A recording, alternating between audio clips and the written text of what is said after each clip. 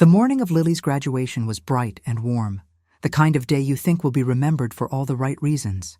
I woke up early even though I'd barely slept the night before. My mind was full of memories of Lily's first day of school, her awkward teenage years, her late-night study sessions. And now here she was, about to walk across a stage and receive her degree. I dressed carefully that morning, not because I wanted to stand out, but because I wanted her to look back at the photos and see a mother who was proud. I wore a pale blue dress she'd once told me was her favorite on me. I curled my hair like I used to when she was a little girl and would sit on my bed watching me get ready, saying, "You look like a princess, Mom." The graduation hall was already filling when I arrived. Families were everywhere, parents holding bouquets, grandparents shuffling along, siblings taking selfies. I spotted a small flower stand outside and decided to buy her lilies. She'd always loved them. They were the flowers I carried when I first brought her home from the hospital. I took my seat near the middle rows, where I could see the stage clearly. My heart swelled when I spotted her in her black gown and cap, a golden honor cord draped around her neck. She looked beautiful, confident, so much older than the little girl I used to walk to school. I waved when she glanced my way. She gave a small smile, then looked elsewhere. The ceremony felt long, but in a way I didn't mind. Each name called was a reminder that my daughter's name was coming soon. When they announced Lily Parker, I clapped so hard my hands stung. She walked across the stage, shook hands with the dean, and took her diploma. My eyes blurred with tears. After the ceremony, the crowd spilled outside onto the university lawn. It was chaos, laughter, shouts, cameras flashing everywhere. I held on to the bouquet tightly, weaving through the crowd to find her. I finally spotted her near a group of her friends, Rebecca standing beside her in a bright red dress holding a gift bag. Rebecca, the stepmother. She was younger than me, always perfectly dressed, always smiling like life was a photo shoot. She'd been in Lily's life for a few years, and I'd really tried to be civil. But over time, I saw how Lily's visits to me became less frequent, how her calls grew shorter. Rebecca gave her expensive gifts, trips to the coast, dinners at fancy restaurants. I couldn't compete with that. Not in terms of money anyway. I walked toward them, ready to give Lily her flowers. She spotted me, and for a moment, I thought she'd run over to hug me like she used to. But instead, she turned to Rebecca, wrapped her arms around her tightly, and said in a loud, clear voice that carried over the crowd, "You're the only mom I ever needed." The words hung in the air, heavy and sharp. I froze. The people around us glanced at me, some with awkward sympathy, others pretending not to notice. Rebecca's smile grew wider, as if she'd just won something. Lily didn't even glance my way after saying it. I felt my throat tighten. My hands gripped the stems of the lilies so hard that one of them snapped. I wanted to ask her why. I wanted to tell her about all the nights I stayed awake sewing costumes for her school plays, about the weekends I skipped outings so she could go on field trips, about the birthdays I made special even when I couldn't afford much. But I didn't. Instead, I walked the last few steps toward her, held out the bouquet, and said softly, "Congratulations, Lily." My voice didn't shake, though my heart was pounding. She took the flowers with a polite thank you, as if I were just another guest at the party. I turned and walked away. The sun was still shining, the air still warm, but it all felt cold to me. My footsteps were steady, even though I wanted to run. Behind me, I heard laughter and the sound of a camera shutter, capturing a moment I didn't belong in. I didn't cry, not there, not in front of anyone. But as I reached my car and closed the door, the silence hit me. My hands trembled on the steering wheel. I took a deep breath, forcing myself to stay calm. I'd been humiliated before in life, divorce, job struggles, moments where I'd had to swallow my pride. But this was different. This was my own daughter. I sat there for a few minutes, just breathing, just thinking. Her words replayed in my mind. "You're the only mom I ever needed." I knew that if I reacted in anger now, I'd regret it later. So I started the car, drove home slowly, and decided that whatever I did next, it would be calm, deliberate, and unforgettable. The house was quiet when I got home. I set my car keys on the small tray by the door and stood there for a moment, listening to the kind of silence that makes you hear your own heartbeat. The bouquet wrapper crackled when I took it out of my bag. Lily's lilies, I placed the flowers on the kitchen table, their white petals still perfect, still open, like nothing ugly had happened today. I poured myself a glass of water and sat down. The chair scraped the floor, sharp in the quiet. I kept seeing her face on that lawn, bright and happy, her arms wrapped around Rebecca. The words kept replaying in my mind as if someone had recorded them and pressed loop. "You're the only mom I ever needed." I didn't cry. I thought I would. I felt the pressure behind my eyes, that heavy burn. But no tears came. Instead, I just breathed in and out. I counted the breaths like I used to do when money was tight, and I had to choose between the electric bill and groceries. 1, 2, 3. Calm down. Think. Don't say anything you can't take back. Don't do anything you'll regret. I took a small notebook from the drawer. It was the one I used for lists, rent due dates, grocery prices, reminders. The cover was bending at the corners. I wrote a single sentence on a clean page.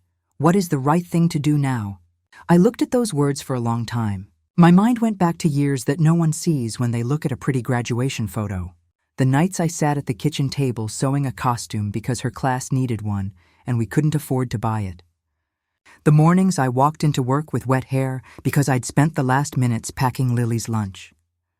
The times I told myself, she's worth it. She'll remember this. One day she'll know. And then I saw Rebecca's gift bags, the red dress, the loud, easy laughter. I remembered how Lily started comparing. Rebecca says this place is outdated. Rebecca thinks we should travel more. Rebecca says I deserve nicer things. It had been slow at first. A little distance, a few missed calls. Then it was like a door closing. Not slammed, just pushed quietly until I had to press my ear against it to hear anything inside.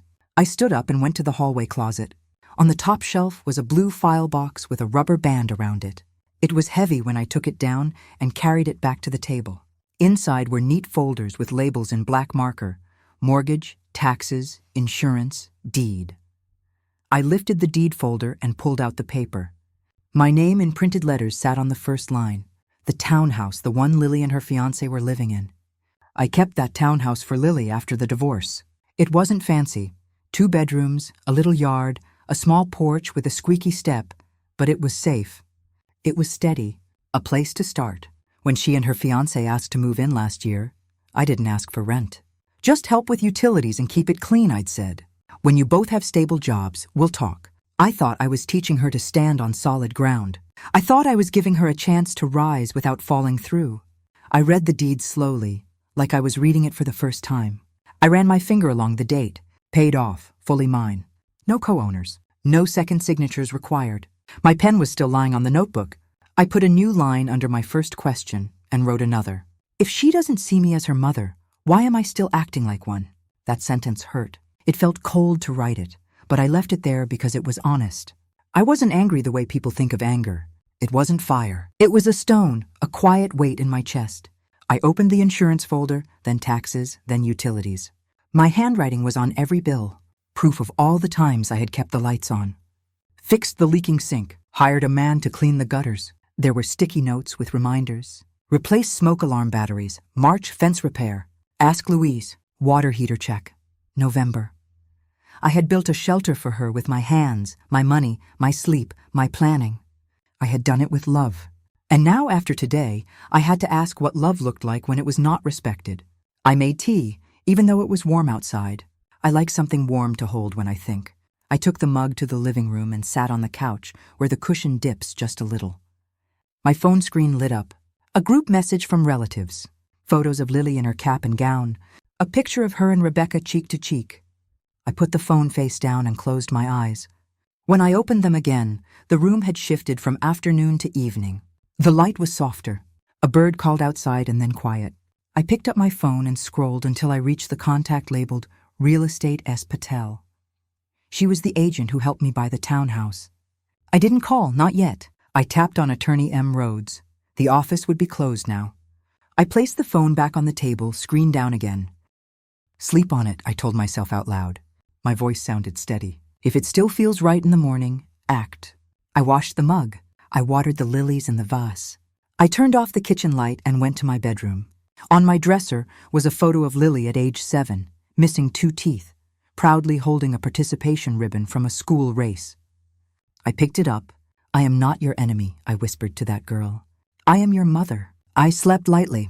I dreamed of walking down a long hallway where every door was a moment with Lily. Her first bicycle, her first heartbreak, her first apartment keys. At the end of the hallway was today's door. I reached for the handle. It was cold. I opened it anyway. I woke up before dawn. The house felt different in the early light.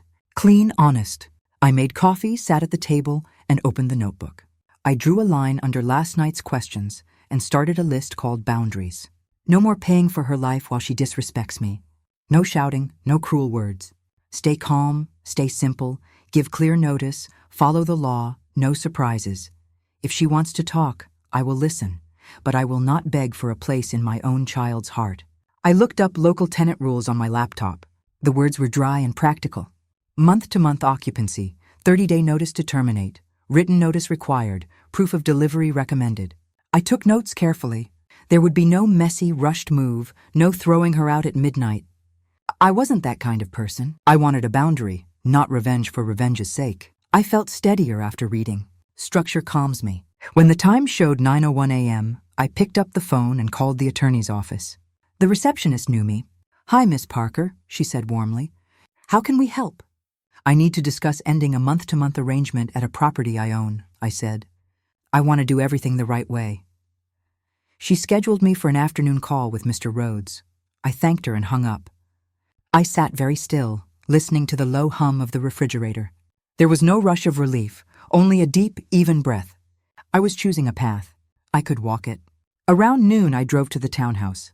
I told myself I was just checking the yard, but I knew it was more than that. I parked down the street. I didn't want to make a scene or start a fight. The little maple tree out front had grown since last spring. The porch still had that squeaky step, but the pots I had left with herbs were dry. Through the window, I could see the couch I'd given her. A TV was on low. I saw my daughter's shoes by the door, the white sneakers I bought her when she started college. The sight of them felt like a hand closing around my heart. The door opened. Lily stepped out, phone pressed to her ear, laughing. She wore a new jacket, smooth and expensive. She didn't see me. For a second, I thought of calling her name. I thought of saying, "Do you like living here? Do you feel lucky, Lily?" But those words would come out wrong. They would sound bitter. I didn't want bitterness. I wanted truth. I stayed behind the maple tree until she went back inside.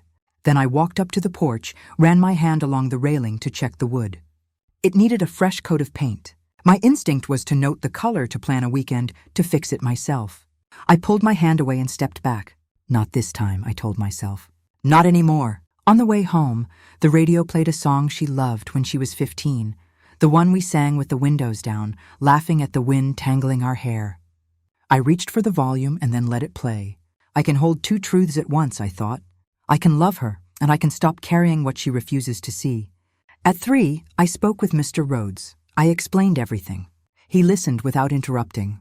When I finished, he said, "You're within your rights, Miss Parker. We'll prepare a 30-day notice to terminate the occupancy. We'll also draft a polite cover letter explaining your decision.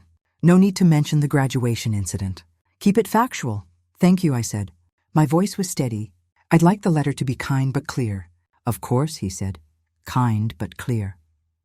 When I hung up, I sat for a while, the phone in my hand, the afternoon sun warming the table. I thought of Lily's face when she opened that envelope. Shock, anger, maybe tears. I did not enjoy imagining that. It made my stomach twist. But I also imagined something else. A door opening inside her. Not slamming, just opening a little. A place where respect could live. A place where she might think about who showed up when it was hard. Not just who made life look easy. I called the real estate agent next. "I may be listing a property," I told her. "Not immediately. There's a notice period, but I want to get the process ready." She asked for the address, the condition, the last updates. I answered everything simply. When we ended the call, she said, "I know this is probably personal. I'll handle it quietly." I thanked her again. People think good agents sell houses. The best ones also carry secrets without dropping them. I printed a copy of the deed and placed it with the notes from the attorney. I made a folder just for this decision and wrote "Townhouse Transition" on the tab. I put it in the blue box with the others. Then I cleaned the table, wiped a small circle of water the vase had left, and opened the window to let in evening air. Somewhere down the street, a child was learning to ride a bike, her father jogging beside her saying, "I'm here. I'm right here." The sound caught in my throat. I cooked a simple dinner and ate alone. I did not look at my phone. When the sky turned purple, I stepped outside and stood on the back steps. The air smelled like cut grass. I wrapped my arms around myself and whispered, "You did the hard things when no one was watching. You can do this too." I went back in, washed my plate, and put it away. Before bed, I wrote one more line in my notebook. This isn't punishment. This is a boundary. Boundaries are love with edges. I slept better that night. Not deep, but sweeter. When morning came, the lilies on the table were even more open, like small white suns. I made coffee and sipped it while the printer hummed, spitting out the draft notice Mr. Rhodes had emailed at dawn. The language was plain, respectful, formal. It asked Lily and her fiancé to vacate the property within 30 days as permitted by law. It thanked them for their tenancy. It wished them well. I read it 3 times. My hand hovered over the pen. I waited for the voice that says, "Don't do it. Say it was all a mistake. Take care of her forever." It didn't come. I signed. I placed the notice in an envelope along with a brief letter I wrote in my own words. No accusations, no history lesson, only truth. I've supported you as best as I could. It's time for you to build your life with your own hands. I believe you can. I sealed the envelope and wrote her name on the front. My handwriting looked like it did when I wrote her name on kindergarten notebooks. It hurt and healed at the same time. I drove to the post office. The clerk weighed the envelope and asked if I wanted tracking. "Yes," I said. My voice surprised me with how calm it sounded. When I stepped back into the sunlight, I held the receipt like a small anchor in my palm. On the way home, I didn't turn on the radio. The streets were ordinary and kind. A man walking his dog, a teenager on a skateboard, a woman carrying a bag of oranges. Life goes on, I thought, even when hearts are heavy, even when decisions are sharp. Back at my kitchen table, I placed the receipt in the blue box and closed the lid. I smoothed my hand over it once, the way you might smooth a blanket over a sleeping child. Then I straightened the lilies in their vase and whispered to no one and to everyone, "It's done." I didn't feel victorious. I didn't feel cruel. I felt like a woman who had finally stood up inside her own life. I picked up my phone, opened a blank text to Lily, and wrote, "I hope you had a wonderful day yesterday. I'm proud of your hard work." I read it twice. I hit send. Then I sat very still and listened to the quiet house breathe with me. I thought of the coming days. The envelope arriving, the call that would follow, the storm of words. I pictured myself inside that storm, not shouting back, not running, just standing, calm, kind, clear. The decision was made, the path was set, and for the first time since, the graduation lawn. My heart felt steady enough to carry me forward. The envelope arrived on a Thursday afternoon. I knew it because at exactly 5:46 p.m., my phone rang and Lily's name lit up the screen. For a moment, I stared at it frozen. The house was quiet, the lilies on my table now beginning to curl at the edges, a little wilted. I had been waiting for this call ever since I signed the notice. My chest tightened, but my hand was steady as I answered. Her voice came sharp, almost breaking. "Mom, what is this? You're selling the house? You're actually selling it." I took a slow breath before answering. "Yes, Lily, I gave notice. You have 30 days. There was a stunned pause on the line, followed by the sound of her breath catching. "Are you serious? Where are we supposed to live? We just got settled. You knew this was our home. How could you do this?" I closed my eyes, leaning back in the chair, letting her words wash over me. My heart ached, but I reminded myself of the notebook on the counter, the word I had written clearly: boundaries. "You'll have to ask your other mom," I said, my voice calm and low. The silence that followed was heavy, almost deafening. Then came the sound of a choked laugh, bitter and confused. "Oh my God, you're punishing me for what I said at graduation. That's what this is. You're actually taking it that far." I didn't raise my voice. "This isn't punishment, Lily.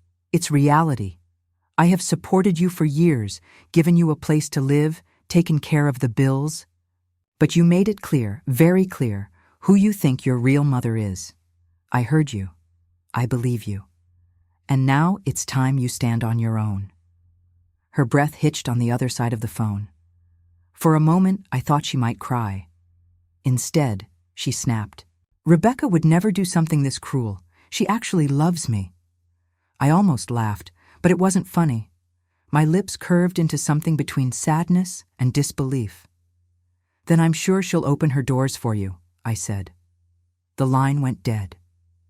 She had hung up. I sat there long after the call ended, the phone still warm in my hand. My chest felt hollow, but also steady. It was a strange mix of pain and strength, like breaking a bone to set it straight again. The following days were quiet, but I could feel the storm building. On Saturday morning, a knock rattled my front door. When I opened it, there stood Lily, her arms crossed, Rebecca right behind her with that perfect rehearsed smile. Lily's fiancé, Daniel, hovered a few feet away, uncomfortable but present. "Mom, we need to talk," Lily said sharply, pushing past me into the living room without waiting for permission. Rebecca followed like she owned the space. Daniel gave me an apologetic shrug and stepped inside carefully. I closed the door and turned to face them. My living room, once peaceful, now felt crowded with tension. Lily dropped the notice onto the coffee table like it was evidence in a trial. "You can't just throw us out. This is insane." I stayed standing, arms folded loosely. "It's not insane. It's the law. You were living there month to month. I gave you legal notice. 30 days. Rebecca leaned forward, her voice syrupy but sharp. "Evelyn, don't you think this is a little dramatic? She's your daughter. You raised her.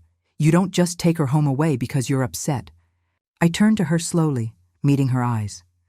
"Rebecca, with all due respect, you've been in Lily's life for a few years. I've been here for over 2 decades. Don't tell me how to mother my child." For once, her smile faltered. Daniel shifted uncomfortably, scratching his neck. "Look, we're not saying you didn't do a lot, Evelyn. We know you did, but—" I cut him off, my tone steady. "But what? That I should keep paying for their life while being told I'm no longer her mother? No, Daniel, no more." Lily's face turned red, her eyes brimming with tears. "You're making me homeless. You're ruining my life for no reason." I softened my voice, though my words stayed firm. "Lily, I'm not making you homeless. You and Daniel are both working. You're adults. You can rent an apartment, pay bills, just like everyone else. This is not the end of your life. It's the beginning of you learning responsibility." Her hand shook as she pointed at me. "This is because I called Rebecca my mom, isn't it? You're jealous of her. That's what this is all about." Rebecca placed a hand on her arm as if to steady her, her expression painted with concern. I exhaled slowly. "No, Lily, this is about respect. You humiliated me in public in front of family, friends, strangers. You told the world I was nothing to you. I could have screamed. I could have argued, but I didn't. I smiled. I gave you flowers. I walked away. Now I'm giving you something else, freedom and responsibility." Her mouth opened and closed like she couldn't find words. For the first time in years, she looked young again. Not the proud graduate, but the child who used to cling to me when she was afraid. But then her face hardened. "Fine," she snapped. "If that's how you want it, don't expect me to come running back when you realize what a mistake you've made." She grabbed the notice, stormed out, Rebecca following with a satisfied look that quickly disappeared when she realized I wasn't moved by her theatrics. Daniel muttered a quick, "I'm sorry," before trailing after them. The door closed. The house was quiet again. The following week, word spread among relatives. A cousin called me, whispering like it was gossip. "Evelyn, I heard you're making Lily move out. Is it true?" Others sent texts ranging from judgmental, "She's your only child, don't be so harsh," to quietly supportive, "I'm proud of you for standing your ground." I didn't respond to most. People only see the surface. They don't know the sleepless nights, the sacrifices, the humiliations swallowed over and over again. One evening, as I watered the lilies on the table, I got another call from Lily. This time her voice was lower, softer, almost pleading. "Mom, please. I didn't mean it that way. I was just excited. I wasn't thinking. Don't sell the house. Please, I'll do better." For a moment, my chest cracked. The instinct to protect, to forgive, to sweep it all away surged. But I studied myself. "Lily, I love you. But love isn't free when it's disrespected. This isn't about me being angry. This is about you standing on your own 2 feet. You'll be okay. You're strong enough." She sniffled, whispered something I couldn't catch, and hung up. I sat there staring at the phone in my hand, my heart heavy but firm. A week later, Rebecca called me herself. Her tone was sugar-coated, but firm underneath. "Evelyn, I think we can work something out. Maybe you let them stay, and I'll help with part of the expenses. It doesn't have to be so extreme." I smiled faintly at the irony. Rebecca, who had all the money for gifts, trips, and luxury, was now unwilling to take full responsibility. "No, Rebecca," I said calmly. "If you want to help, you can open your own home to them. That's what mothers do." Her silence was sharp. "That's not really possible right now," she muttered, before quickly ending the call. And that was the truth. Rebecca's love was for show, the kind that looks good in photos, but doesn't hold weight when things get hard. As the 30 days counted down, I felt the shift. The townhouse that once symbolized shelter now became a symbol of boundaries. For the first time, Lily was facing the real world without my net beneath her. And though it broke my heart, I also knew this was the only way she'd ever learn the difference between someone who buys her attention and someone who builds her foundation. The notice wasn't just paper. It was a mirror, and Lily was finally forced to look at it. The next morning began earlier than usual. Lydia woke before the alarm, the soft gray light of dawn seeping through the curtains. For a moment, she lay still, listening to the house breathe. The same walls, the same floorboards, but a different weight hung in the air. She thought of the letter, the empty bank accounts, the storage unit with its stolen silver and cheap electronics. She thought of her daughter asleep in the other room, broken pride sitting like stones in her chest. When Lydia swung her legs out of bed, her feet found the old rug, cool and steady. She dressed carefully, a simple blouse, pressed slacks, shoes that carried history in every crease. She tied her hair back, looked once in the mirror, and nodded. Today wasn't about appearances. It was about steps. Real steps that would decide what the next years would look like. In the kitchen, Janet was already awake, stirring sugar into a mug of coffee. "I figured you'd be up early," she said with a small smile. "I couldn't sleep long," Lydia admitted. "Too much on the list." Janet handed her a mug. "Then let's tackle it one by one." By 8, Ava stumbled into the kitchen, her face pale, her hair in a loose knot. She looked younger somehow, like the teenager who used to drag herself to the breakfast table before school. She sat down heavily, wrapping her hands around the mug Lydia slid in front of her. "Didn't think I'd sleep at all," Ava whispered, "but I did." "Sleep heals more than you think," Lydia replied. "Now eat something. You'll need your strength." Ava nibbled a piece of toast, but didn't finish it. Her eyes kept darting toward the folder on the table, the one with the deed and the letter inside. At 9 sharp, they drove to the lawyer's office. It was a modest building, the kind with blinds drawn halfway and diplomas lined up on the wall. Miss Alvarez, a sharp woman in her 50s with calm eyes, shook their hands and motioned for them to sit. "Tell me everything," she said. Lydia explained, not with embellishment, not with tears, just the clean facts, the emptied accounts, the fake credit card, the storage unit, the letter, the attempt to touch her house through the equity application. Ms. Alvarez listened, her pen moving steadily across the legal pad. When Lydia finished, she set the pen down. "Here's what we'll do, Ava. We'll dispute the fraudulent credit account immediately. That's identity theft. Lydia will secure your Deed through a living trust in your name that prevents anyone else from filing claims without your consent. And will draft a clear property agreement that states Ava lives here by your permission, not as an equal owner.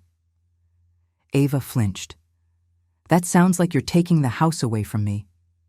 Lydia met her daughter's eyes. I'm protecting it and protecting you. If you want to live here, you will, but it will be under safety, not under threat. Ava looked down, her cheeks flushing. I understand. For 2 hours, papers slid across the desk. Lydia signed her name slowly, each stroke of the pen anchoring her place more firmly than words ever could. Ava signed her own forms, her hand steadier now than the night before. By noon, the process was set in motion. On the drive home, Ava was quiet until she finally whispered, I don't deserve your help after how I treated you. Lydia kept her eyes on the road. You're right, she said simply, but deserving isn't the measure here. You're my daughter. That's the measure. Tears welled in Ava's eyes. She turned toward the window and let them fall silently. That afternoon, they went to the hardware store.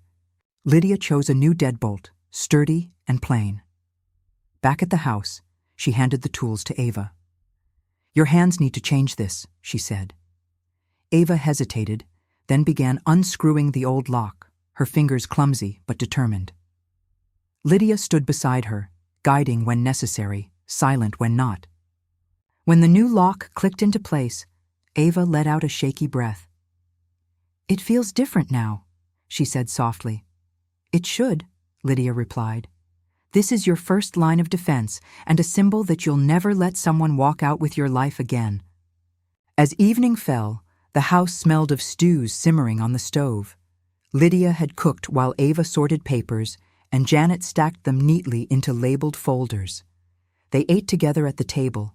No laughter, but no sharp words either. Just the steady rhythm of spoons against bowls and the occasional sigh. After dinner, Ava stood and cleared the dishes without being asked.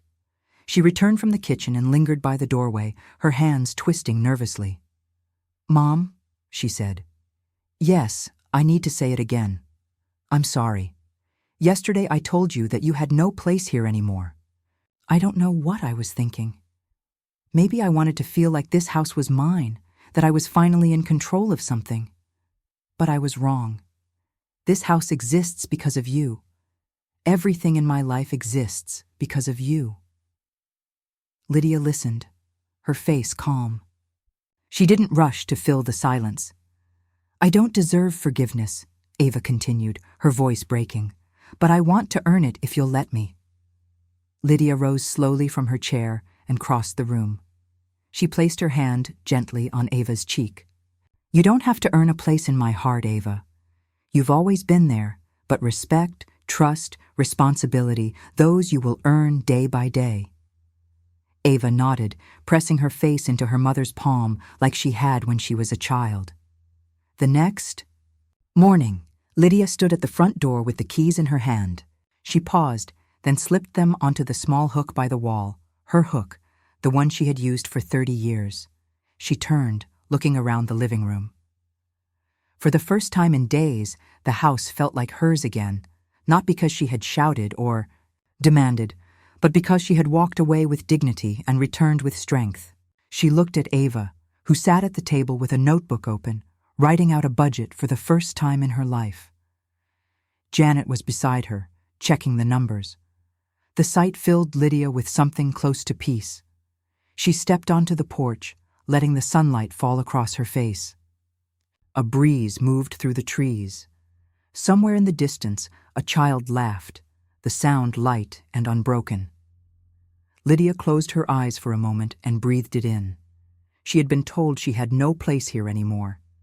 But she knew now, without question, that her place was exactly here, not as a guest, not as an afterthought, but as the foundation that could not be shaken. And as the door clicked shut behind her, the house stood steady, carrying its lessons in every wall, ready for the new life being built inside.